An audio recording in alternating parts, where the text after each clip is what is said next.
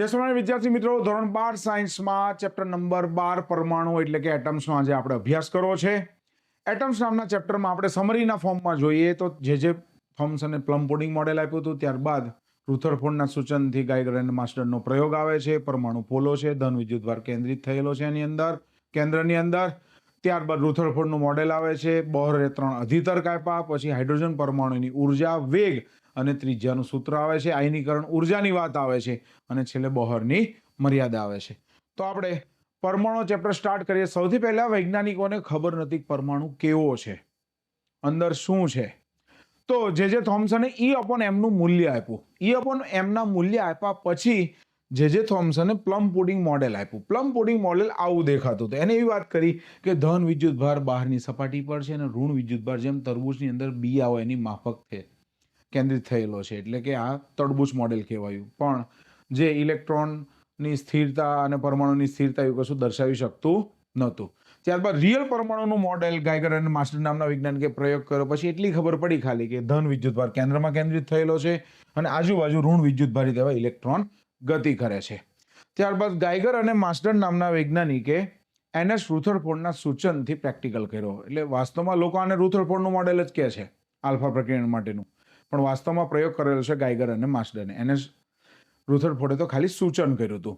આ text બુકની image આપેલી છે આની અંદર કે આલ્ફા કણનો સ્ત્રોત છે. આપણને ખબર છે 83 બિસ્મથ 214 એની અંદરથી આલ્ફા પાર્ટિકલ નીકળે છે અને એક સરખા બીમની માફક કાઢવામાં આવે છે. હવે આલ્ફા પાર્ટિકલને આ લોકોએ બીમની અંદરથી કાઢ્યા અને સુવર્ણ વરખ એટલે સોનાના વરખ પર પ્રતાડિત કર્યા અને સામે ઝિંક સલ્ફાઇડની એક સ્ક્રીન રાખી કે જેના પર આપણને નાના નાના ટપકા એટલે કે પ્રકાશના નાના નાના બિંદુઓ જ જોવા મળે. એટલે આપણને ખબર પડે કે હા, વાસ્તવમાં આલ્ફા કણ અહીં આગળ અથડાયો એવી સાબિતી થાય એટલા માટે. ઓકે, તો બાજુમાં 3 ડાયમેન્શનમાં આકૃતિ આપેલી છે, બહુ મસ્ત છે. આ અમારું બિસ્મથ વાળું વસ્તુ છે કે જેની અંદર લેડની અંદરથી હું એક સરખું બીમ આલ્ફા કણ આના પર પ્રતાડિત કરું છું. આલ્ફા કણ આના પર પ્રતાડિત કરું છું. આ મારું સોનાનું વરખ છે. તમને એમ થાય સોનાનું વરખ જ કેમ રાખ્યું? તો કે સોના માટે Z બરાબર 79 છે. આલ્ફા કણ એટલે 2He4. હવે આપણે સમજીએ આગળ કે સોનું એ ડક્ટાઇલ મટીરિયલ છે. એટલે એકદમ પતલામાં પતલું કરવું હોય તો સોનાને કરી શકાય, લોખંડ એલ્યુમિનિયમને કરી શકાય નહીં.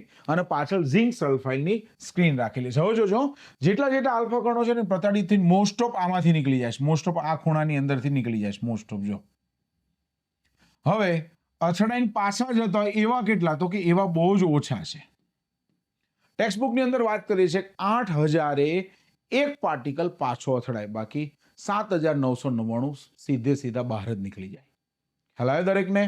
અને એના કોણ માટેની વાત પણ કરેલી છે, આગળ આપણે આકૃતિમાં જોઈ છે. આ આપણને કોણ બતાવેલો છે 0 થી 45 ડિગ્રી લો એની અંદર મોસ્ટ ઓફ 10⁷ જેટલા પાર્ટિકલ્સ બહાર નીકળી જાય છે. જેમ જેમ ખૂણો વધતો જાય એટલે કે પાછળની બાજુ એમ ઘટતા જાય છે.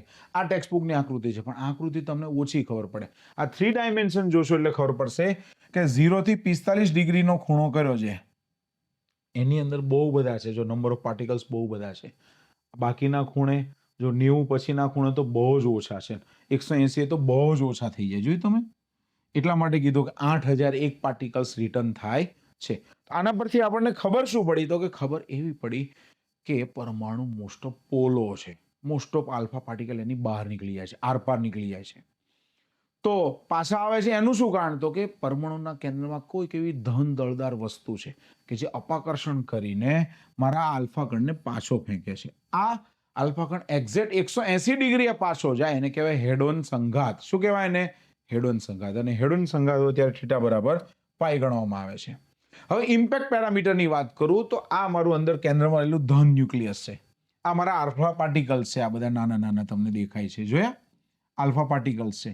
આલ્ફા પાર્ટિકલ્સ આવે અપાકર્ષણના પરિણામે અહીંથી આવીને આમ દૂર જાય તો કેન્દ્રથી એનું જે લંબ અંતર, આલ્ફા પાર્ટિકલનું લંબ અંતર, એને કહેવાય ઇમ્પેક્ટ પેરામીટર. શું કહેવાય? ઇમ્પેક્ટ પેરામીટર બીજો. આનો માટે આટલું મોટું છે. અહીંથી આવ્યો અપાકર્ષણ પરિણામે આમ ગયો, પણ આમાં બહુ જ ઓછા છે. ટેક્સ્ટબુકની અંદર ઇમ્પેક્ટ પેરામીટર વાળી આકૃતિ આ છે.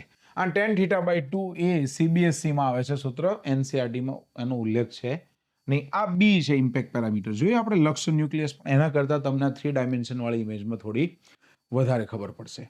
તો આના પરથી બે પ્રયોગોની અંદરથી તારણ એ મળ્યું આપણને કે કેન્દ્રની અંદર ધન વિદ્યુતભાર કેન્દ્રિત થયેલો છે, જે ખૂબ જ દળદાર છે, અપાકર્ષણના પરિણામે દૂર જાય છે. આના પરથી ખબર પડી પરમાણુમાં ન્યુક્લિયસની ત્રિજ્યા કેટલી છે. એટલે કે મારો આલ્ફા કણ આવતા આવતા અહીંયા સુધી આવ્યો, અહીંથી તરત જ રિટર્ન વાગ્યો. હવે કેન્દ્રથી અહીંયા સુધીનું ડિસ્ટન્સ એને કહેવાય distance of closest approach. Distance of closest approach. Ready? આના પણ દાખલા છે, આપણે જોવાના છે. Impact parameter, distance of closest approach, head on સંઘાત, આ બધી માહિતી આપણે જોઈ લીધી. પરમાણુ પોલો છે એ પણ ખબર પડી ગઈ. કેન્દ્રમાં દળદાર એવું ન્યુક્લિયસ ધન વિદ્યુત ભારિત છે એ પણ આપણને ખબર પડી ગઈ. જે થોમ્સનનું મોડેલ પણ જોયું આપણે. હવે આટલું જોયા પછી આપણે એક વસ્તુ ખાસ જોવાની આવે છે, અને એ છે ઇલેક્ટ્રોનની કક્ષાઓ પરની નોંધ. એની અંદર વાત કરેલી છે કે જેમ આપણું સૂર્યમંડળ છે એમાં પૃથ્વી આસપાસ ભ્રમણ કરે છે, એ પ્રમાણે ઇલેક્ટ્રોનની કક્ષાઓ પરથી અને કુલ ઉર્જા, ગતિ ઉર્જા અને સ્થિતિ ઉર્જાની વાત કરેલી છે. તો ગતિ ઉર્જા કે નું સૂત્ર આપેલું છે E²/8πε0r. સ્થિતિ ઉર્જાનું સૂત્ર છે -E²/4πε0r. અને કુલ ઉર્જાનું સૂત્ર છે, એટલે કે ગતિ ઉર્જા વત્તા સ્થિતિ ઉર્જા કરું તો આન્સર આવશે E²/4πε0r. રેડી? 8πε0r. એટલે આપણને એવી ખબર પડી કે ઇલેક્ટ્રોન એ બંધન ઉર્જામાં છે. આટલી ને આટલી ઉર્જા જો પ્લસ સ્વરૂપે આપવામાં આવે તો પરમાણુથી બહાર નીકળી જશે. આ ઇલેક્ટ્રોનને ઋણ સાઇન ઇલેક્ટ્રોનની બંધિત અવસ્થા દર્શાવે છે.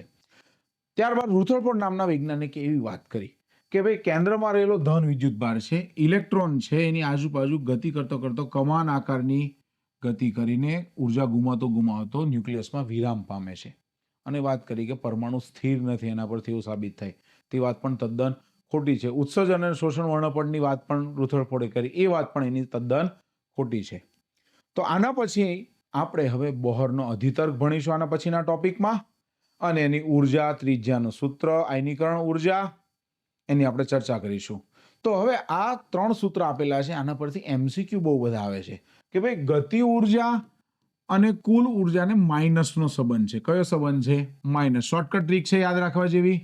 પછી ગતિ ઉર્જા K -1/2 સ્થિતિ ઉર્જા. બસ આ બે કોન્સેપ્ટ યાદ રાખો તો આના પરથી ઘણા બધા MCQ પૂછાય છે, તમને આવડશે. આ સૂત્રો જોઈને આપણને ખ્યાલ આવશે.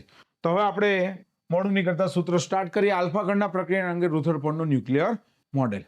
હવે વાત કરેલી છે ગાઇગર માસ્ટરના પ્રયોગમાં સુવર્ણનું પાતળું વરખ હતું, એકદમ પતલી ફોઇલ હતી.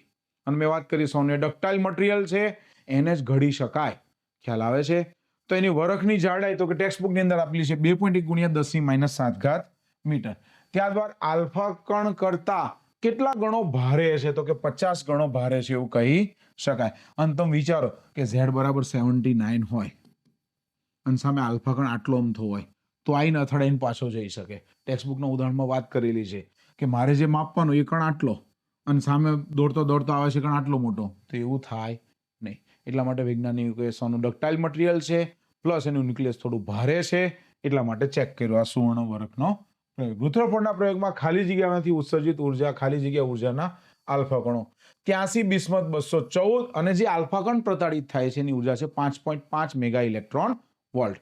આગળ એના પછી ચોથા નંબરનો MCQ, ખાલી જગ્યા આલ્ફા કણોમાંનું વિચલન 90 ડિગ્રી કરતાં વધારે થાય છે તો 8001 નું વિચલન થાય. 8000 પાર્ટિકલ આવે એમાંથી એક 90 ડિગ્રીથી વધારે વિચલિત થાય છે. એક ડિસ્ચાર્જ ટ્યુબમાં ભરેલા વાયુનું આયનીકરણ કોની વચ્ચેના અથડામણના કારણે થાય છે? બરાબર. તો એની તો વાત કરીએ છીએ કે ઋણ ઇલેક્ટ્રોન અને તટસ્થ પરમાણુ અને અણુ એની વચ્ચેના કારણે. નીચા દબાણે વાયુનું વિદ્યુત ડિસ્ચાર્જની ઘટના દરમિયાન નળીમાં દેખાતા રંગોનું શું કારણ શું છે? તો કે પરમાણુમાં રહેલા ઇલેક્ટ્રોનની ઉત્તેજિત અવસ્થા, એના કારણે આપણને દેખાય છે. સ્થાયી કક્ષામાં પરિભ્રમણ કરતો ઇલેક્ટ્રોન શું કરે? સ્થાયી કક્ષામાં પરિભ્રમણ કરતો ઇલેક્ટ્રોન કોઈ દિવસ ઉર્જાનું ઉત્સર્જન કરે નહીં, એમના ભ્રમણ જ શરૂ રાખે. ઉત્સર્જન કરે છે એવું રુથરફોર્ડે કીધું, તો જે વાત સાવ ખોટી છે. આગળ એના પછી રુથરફોર્ડના આલ્ફા કણના પ્રયોગમાં ઇમ્પેક્ટ પેરામીટર B = 0 એ ખૂણો કયો? એટલે કે મારું ન્યુક્લિયસ આ હતું અને આલ્ફા કણ દોડતો આવ્યો અને પાછો રિટર્ન ગયો, એટલે ઇમ્પેક્ટ પેરામીટર બી જે લંબ અંતર હતું એ તો કશું થયું જ નહીં. બી બરાબર શું થયું? શૂન્ય. તો રિટર્ન બેક ક્યારે આવે? તો કે થીટા 180 હોય ત્યારે. રુથરફોર્ડના પરમાણુ મોડેલમાં વર્તુળાકાર કક્ષામાં પ્રવેગી ગતિ કરતો ઇલેક્ટ્રોન સતત ઉર્જાનું ઉત્સર્જન કરે એની કક્ષા કેવી બને છે? તો કે કમાન આકારની અથવા સર્પિલ આકાર, એવું કે તો પણ સાચું કહેવાય. અને ન્યુક્લિયસમાં વિરામ પામે છે એવી એને વાત કરી હતી. પ્રચલિત ભૌતિક વિજ્ઞાન અનુસાર રુથરફોર્ડનું પરમાણુ મોડેલ કેવું છે ભાઈ? તો કે અસ્થિર છે. કેવું છે?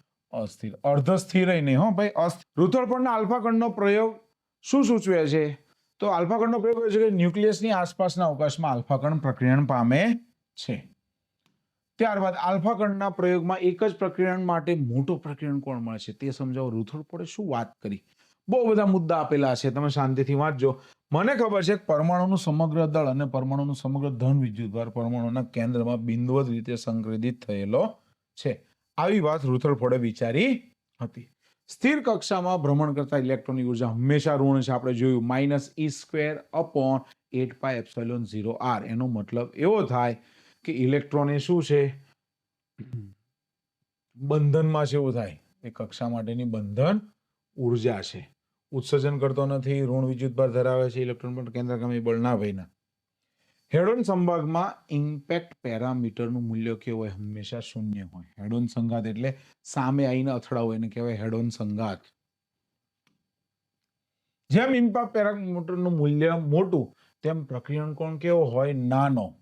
અને બહુ ખબર ના પડે ને તો વિરુદ્ધાર્થી યાદ રાખવાનું તમારે. તો અહીં નાનું પૂછે તો અહીંયા મોટો કહી દેવાનો. ખબર પડી ગઈ?